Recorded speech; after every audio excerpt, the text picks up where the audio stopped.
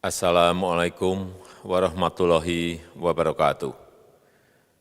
Bapak, Ibu, saudara-saudara sebangsa setanah air, pagi tadi saya telah memimpin rapat terbatas secara virtual tentang Undang-Undang Cipta Kerja bersama jajaran pemerintah dan para gubernur.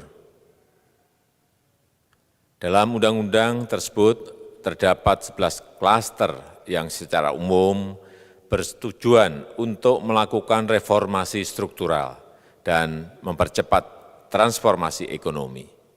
Adapun klaster tersebut adalah urusan penyederhanaan perizinan, urusan persyaratan investasi, urusan ketenagakerjaan, urusan pengadaan lahan, urusan kemudahan berusaha, urusan dukungan riset dan inovasi, urusan administrasi pemerintahan, urusan pengenaan sanksi, urusan kemudahan pemberdayaan dan perlindungan UMKM, urusan investasi dan proyek pemerintah, serta urusan kawasan ekonomi.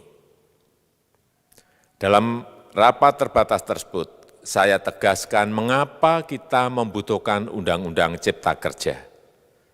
Pertama, setiap tahun ada sekitar 2,9 juta penduduk usia kerja baru, anak muda yang masuk ke pasar kerja, sehingga kebutuhan atas lapangan kerja baru sangat-sangat mendesak. Apalagi di tengah pandemi, terdapat kurang lebih 6,9 juta pengangguran dan 3,5 juta pekerja terdampak pandemi COVID-19. Dan sebanyak 87% dari total penduduk bekerja memiliki tingkat pendidikan setingkat SMA ke bawah, di mana 39% berpendidikan sekolah dasar, sehingga perlu mendorong penciptaan lapangan kerja baru, khususnya di sektor padat karya.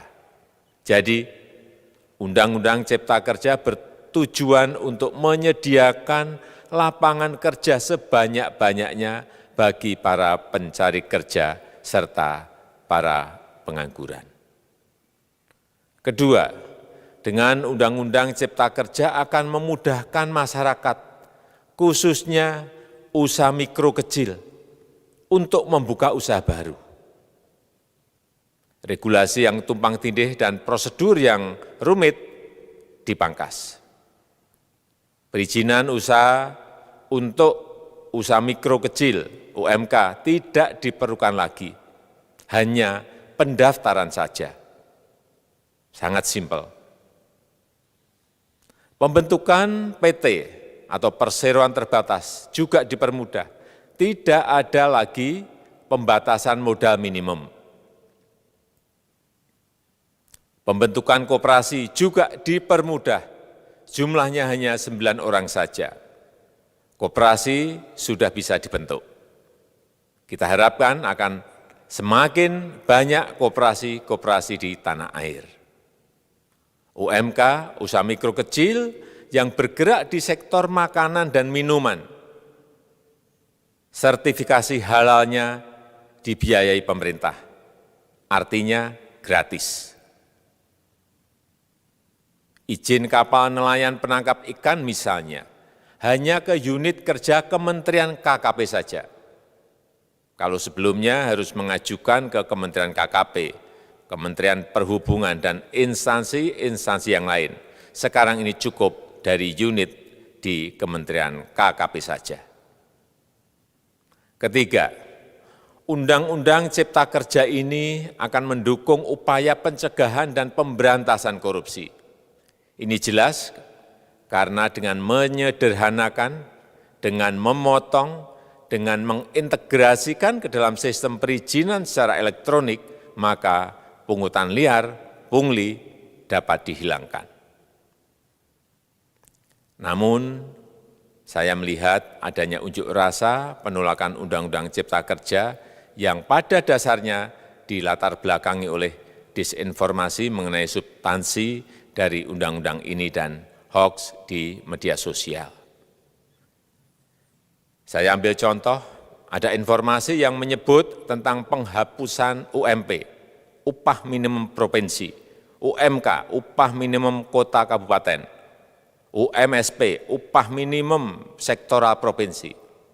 Hal ini tidak benar, karena faktanya upah minimum regional, UMR, tetap ada. Ada juga yang menyebutkan bahwa upah minimum dihitung per jam. Ini juga tidak benar.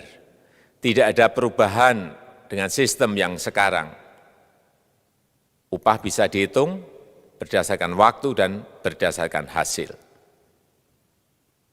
Kemudian adanya kabar yang menyebutkan bahwa semua cuti sakit, cuti kawinan, cuti khitanan, cuti baptis, cuti kematian, cuti melahirkan, dihapuskan.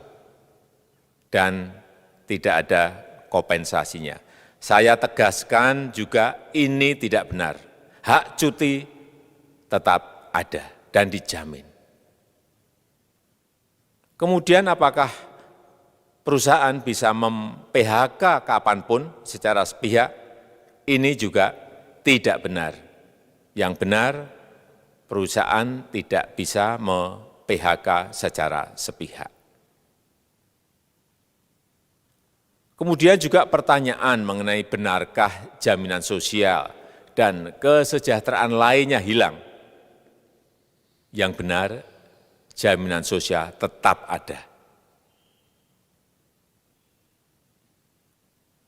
Yang juga sering diberitakan tidak benar adalah mengenai dihapusnya AMDAL, analisis mengenai dampak lingkungan. Itu juga tidak benar. AMDAL tetap ada.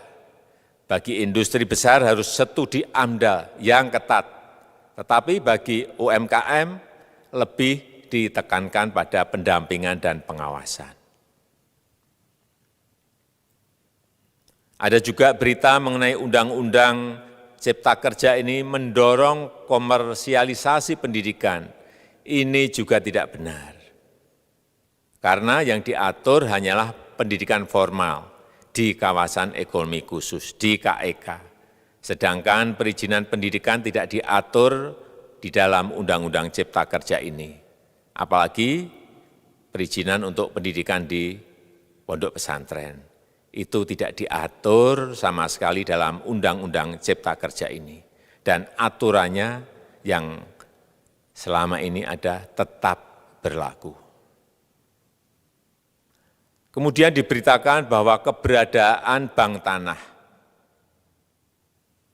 Bank tanah ini diperlukan untuk menjamin kepentingan umum, kepentingan sosial, kepentingan pembangunan nasional, pemerataan ekonomi, dan konsolidasi lahan serta reforma agraria. Ini sangat penting untuk menjamin akses masyarakat terhadap kepemilikan tanah, kepemilikan lahan, dan kita selama ini tidak memiliki bank tanah. Saya tegaskan juga bahwa Undang-Undang Cipta Kerja ini tidak melakukan resentralisasi kewenangan dari pemerintah daerah ke pemerintah pusat. Tidak ada. Perizinan berusaha dan pengawasannya tetap dilakukan oleh pemerintah daerah sesuai dengan NSPK, norma, standar, prosedur, dan kriteria yang ditetapkan pemerintah pusat. Ini agar dapat tercipta standar pelayanan yang baik di seluruh daerah, dan penetapan NSPK ini dapat nanti akan diatur di dalam PP atau peraturan pemerintah. Selain itu, kewenangan perizinan untuk non-perizinan berusaha tetap ada di Pemda, sehingga tidak ada perubahan. Bahkan kita melakukan penyederhanaan, melakukan standarisasi jenis dan prosedur berusaha di daerah. Dan perizinan berusaha di daerah diberikan batas waktu. Ini yang penting di sini. Jadi ada service level of agreement. Permohonan perizinan dianggap disetujui bila batas waktu telah terlewati. Saya perlu tegaskan pula bahwa Undang-Undang Cipta Kerja ini memerlukan banyak sekali peraturan pemerintah atau PP dan peraturan presiden atau Perpres. Jadi setelah ini akan muncul PP dan Perpres yang akan kita selesaikan paling lambat 3 bulan setelah diundangkan. Kita pemerintah membuka dan mengundang masukan-masukan dari masyarakat dan masih terbuka usulan-usulan dan masukan dari daerah-daerah.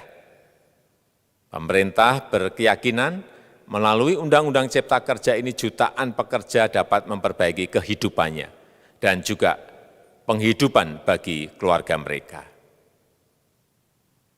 Dan kalau masih ada, jika masih ada ketidakpuasan terhadap Undang-Undang Cipta Kerja ini, silahkan mengajukan uji materi atau judicial review melalui MK, Mahkamah Konstitusi. Sistem ketatanegaraan kita memang mengatakan seperti itu. Jadi, kalau masih ada yang tidak puas dan menolak, silahkan diajukan uji materi ke MK. Saya rasa itu yang bisa saya sampaikan pada kesempatan yang baik ini. Terima kasih. Wassalamualaikum warahmatullahi wabarakatuh.